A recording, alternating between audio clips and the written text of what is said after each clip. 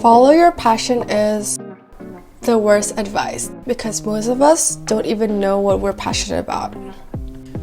But if you don't know what it is that you want to do with your life, it simply means that you need to put in the work.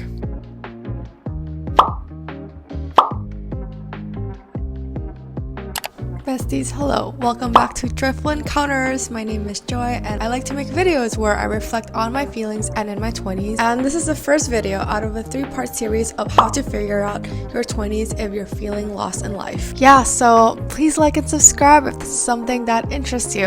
Okay, let's begin. Most of the time when we don't know what to do, we tend to look outwards for inspiration.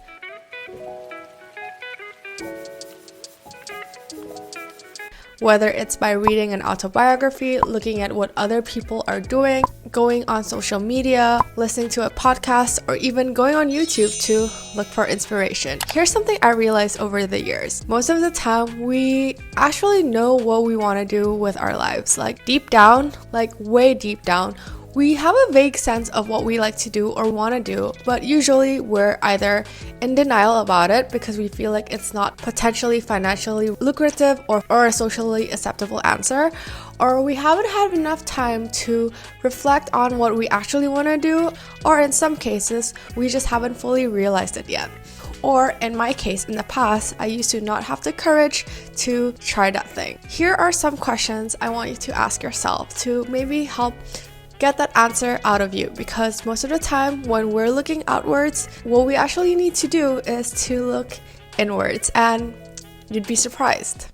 My favorite way of looking inwards has always been journaling, and I like to ask myself these very specific questions. Who are you jealous of and why? Like, not that you hate them type of jealousy, but you kind of like wish you were them or you wish you had their lives. You should go a little deeper and ask yourself what it is about them that you want. Is it a trait? Is it a lifestyle? Just by asking yourself these questions and trying to answer it, I think is a good way to start. Jealousy is often an indicator of like fan behavior. And usually it signals that there's something about that person that you actually admire deep down. The second question is what it is that you enjoyed doing as a kid. We don't want a socially acceptable answer or a financially lucrative answer, because if you think about what you enjoyed doing from the angle of what's financially lucrative, you're not going to have an answer. But when you're a kid, money did not matter, status did not matter, but your joy was the only thing that mattered. So what was it that you enjoyed doing? And the third question is to ask yourself, what it is you like to do when you procrastinate? What are things that are not social media or watching television that you enjoy doing? What are specific elements that you like about those things? I can tell you my answer and how it made me realize what I wanted to do with my life. For the first question of who are you jealous of, I went to a creator entrepreneur event in 2021, which I actually vlogged and was one of my first videos on YouTube.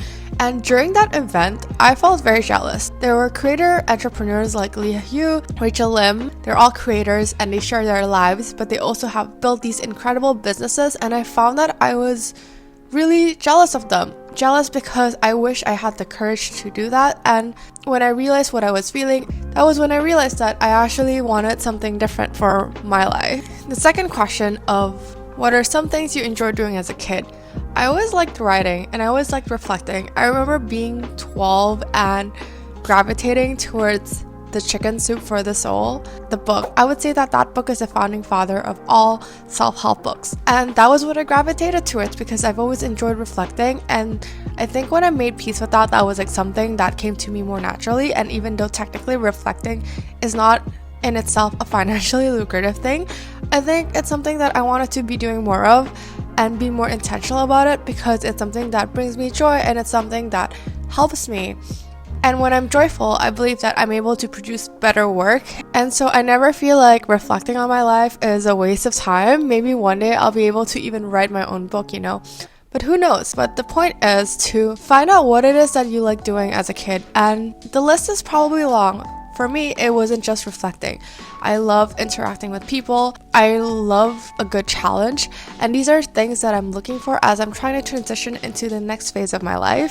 And finally, what is the work you like to do when you procrastinate? For me, it's daydreaming, it's ideating, and I also love being on Twitter and just looking at cool things that people work on. And there's this really lovely quote, which is, the work you do when you procrastinate is probably the work you need to do for the rest of your life. I think that's very true. If you're feeling lost in life, you should start by asking yourself those 3 questions. Here's the reality of chasing your passion or doing the things that you're interested in. I think media has really glamorized the process of pursuing your interests, and you would assume that it is painless. You'd feel head over the heels all the time. Well, the truth is, pursuing your passions and the things that you are interested in will likely also be a painful journey. Unlike pursuing things that are hard and that you don't really care about, you get a sense of fulfillment that comes from pursuing and persevering through the things that you care about. And this kind of fulfillment, let me tell you, money can't buy. And there's also this idea that it's supposed to come to you naturally, and once you figure that out, things will work out naturally. Well, I don't think that's the case. I feel like I've been really intentional about the things I wanted to pursue since I was 16, 17, or 18. But honestly, I'm far from done. It's a work in progress, because sometimes when you do things and you pursue your dreams or do the things that you're interested in, you realize that you don't like it enough, or you realize that you're actually interested in something else. You get more data points as time goes by, but these data points, they're really great in helping you come up with a sense of direction and make a better decision each time. There's this quote from a book I like that I really like, which was, if you're thinking about trying something out, just try it. If you do it and you fail, you'll realize a lot of things, and sometimes it helps you either realize that you actually care enough about the thing or that you need to move on with your life.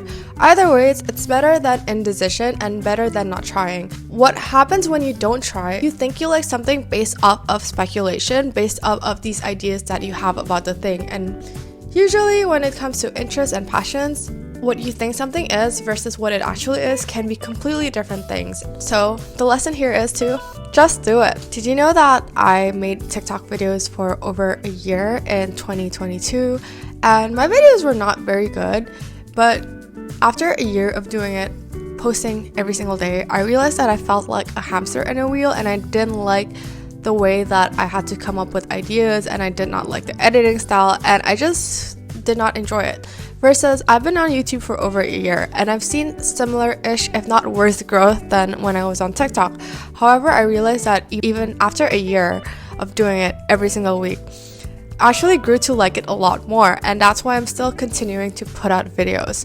So what I'm trying to say is, sometimes the lesson there is, when you do something, you'll feel something and you'll realize something, and it helps you get a lot closer to figuring out what you want to do.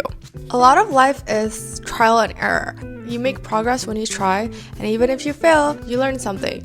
And you might be able to even learn that something is not right for you. Figuring out what you want to do with your life, it's hard work, but trust me that it's worth it. Life is way too long to not do the things that excite you, but it's also too short to wait too long speculating on whether or not you like it. Just remember these things. If you don't try, then you'll never know. So here are the key takeaways from this video. Ask yourself the important questions and look deeply, and be honest with your answers. Sometimes we know what we want, we just don't like the answer and we're trying to generate a different response. Sweetie, we're not AI, we can't just regenerate a different response each time. We know what we like deep down. We just need to have the courage to say it out loud and to figure it out. The second key takeaway is to actually do it and to commit to it for a significant period of time. Only then will you have the data points to realize whether or not you actually like it or whether you like something else, and then you'll be able to make decisions then. And finally, it's to really realize that figuring out what you want to do is not an easy or linear journey.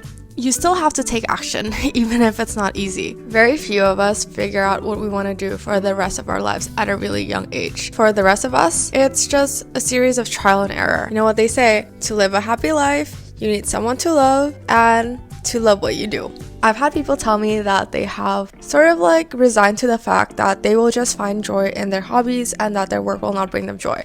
That's completely fine. At the end of the day, it's preference whether or not you want to do what you love. But for me personally, I feel like I'm going to be working for a long time, and it definitely is too long to not do the things that I actually want to do. So, if you take away anything from watching this video, I just want you to know that figuring out what you're interested in is hard work, But when you actually figure it out, it gives you an unparalleled sense of fulfillment. And figuring it out, having the courage to actually try it, that's the hardest part, and that's what stops most people back. So figure out your interests and then pursue it relentlessly, okay? Thanks for watching this video. Don't forget to like and subscribe, and I'll see you for part 2. Love you, bye!